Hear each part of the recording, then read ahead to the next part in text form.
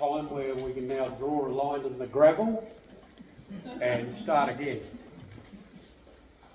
Anyway, the history of river and soil conservation work in the Motueka catchment began in the 1850s, believe it or not, and its main tributaries have been subjected to almost continuous attempts to control and manage this particular river's natural tendency to flood periodically, which upset the local or early settlers somewhat as they endeavoured to farm the alluvial flats and surrounding hill country.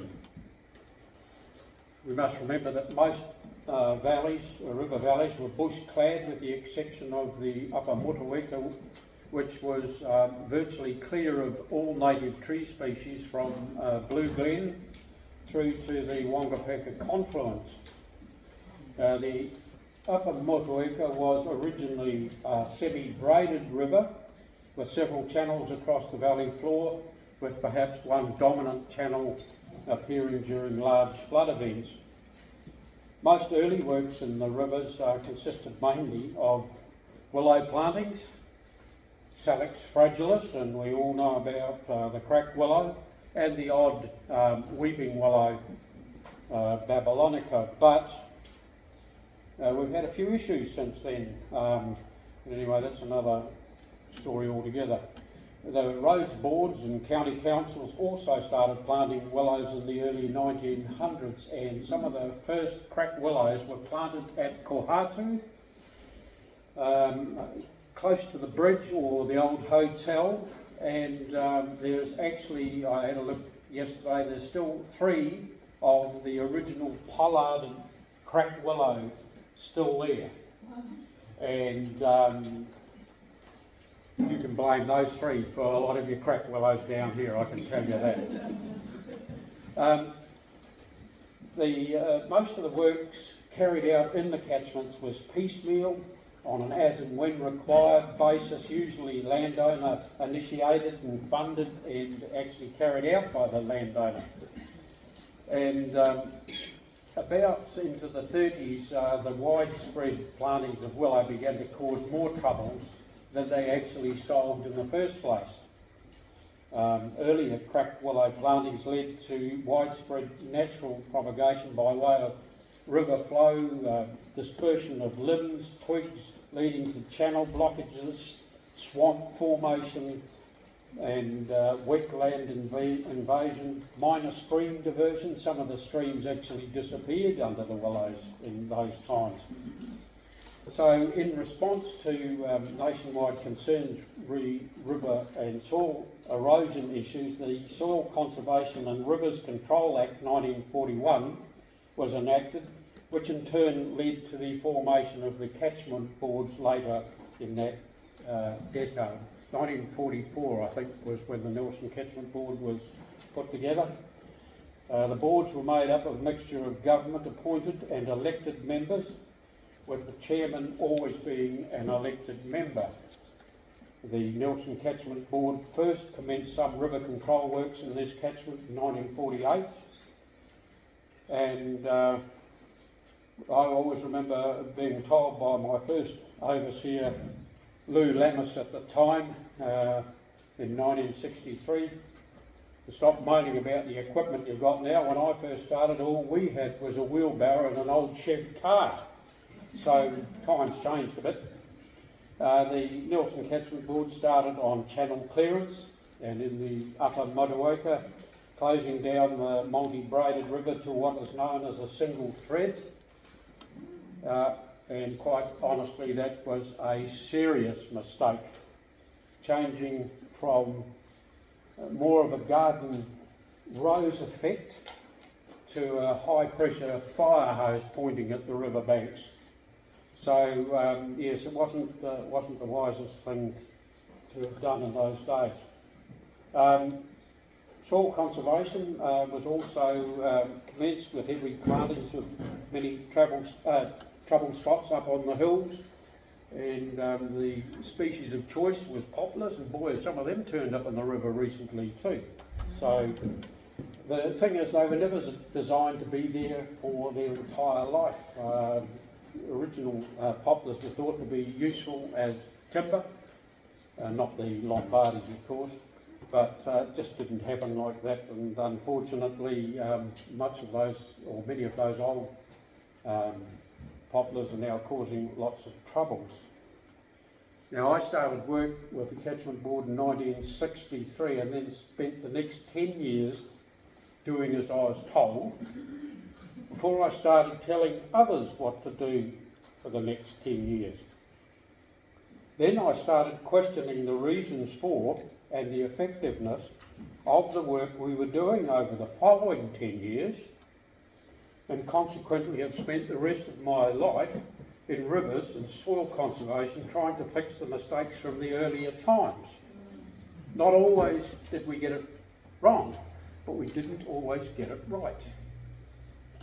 All that aside, during this time I believe we got very close to achieving the 1941 Act's aims and outcomes with a whole of catchment approach, widespread consultation and working closely with the landowners and the people that were directly affected by the rivers at that time.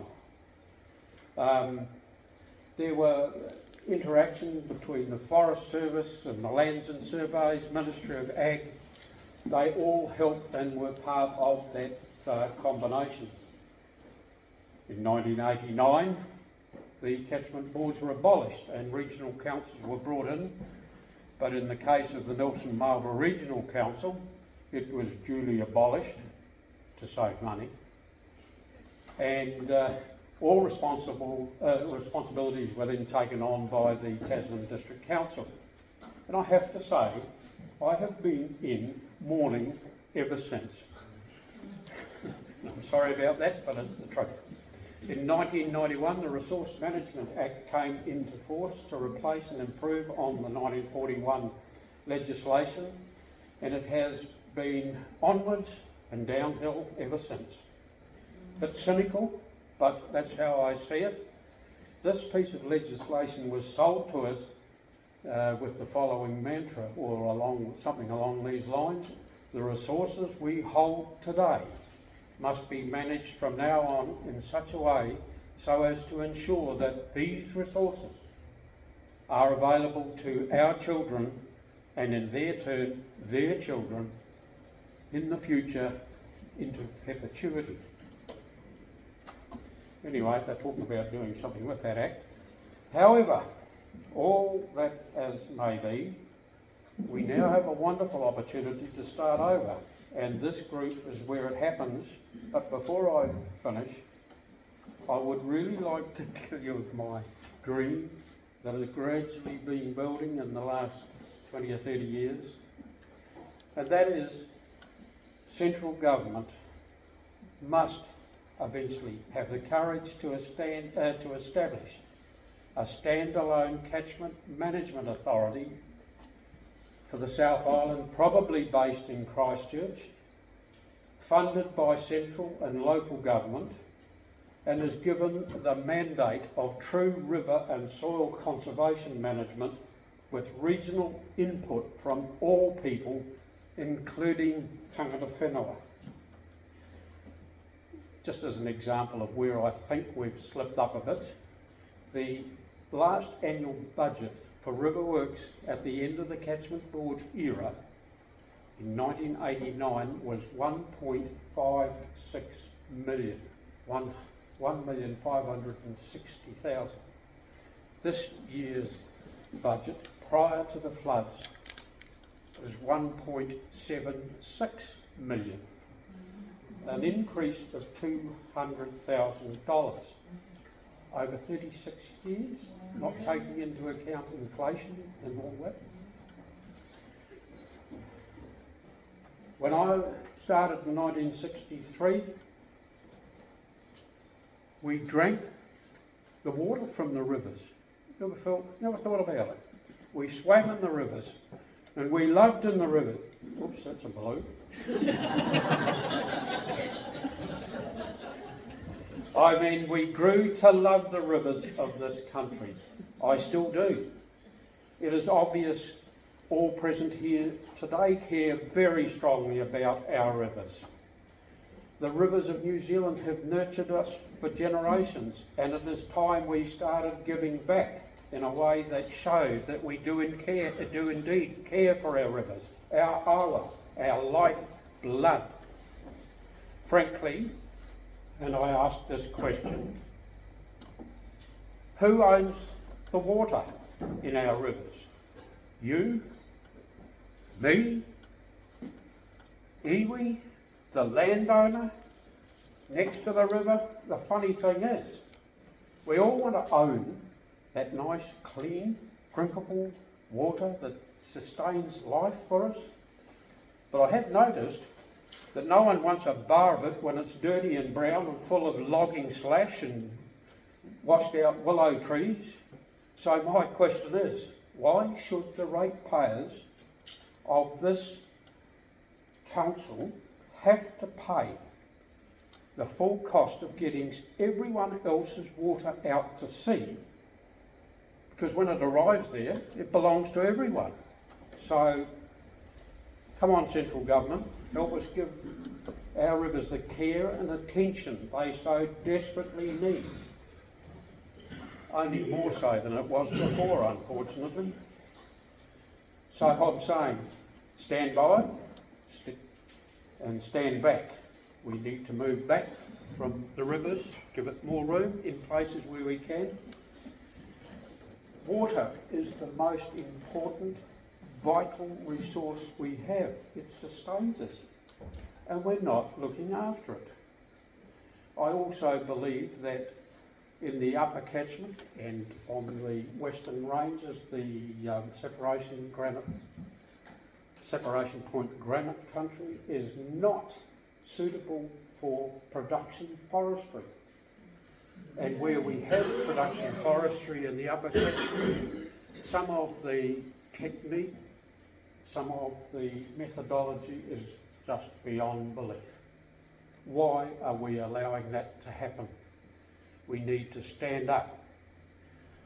And finally, I've seen it all coming. I've been through several very large floods, and then I've seen the deterioration in the rivers, and it's not just in Tasman, it's throughout the country.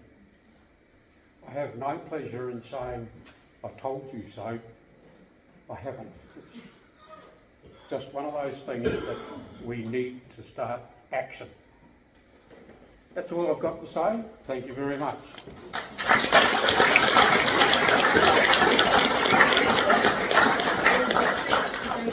Sorry? You take a seat next to David. Oh. Everyone getting ready with their questions? We've got one last presenter. Thank you so much for that, for your sharing your history and your experience. We've got Neil Deans coming up now. 40 years of experience in conservation and environmental work with a focus on freshwater fisheries and wildlife management. He's very well acquainted with the Motueka River and now serves as the Potaia or Environmental Manager for Ngāti Porou.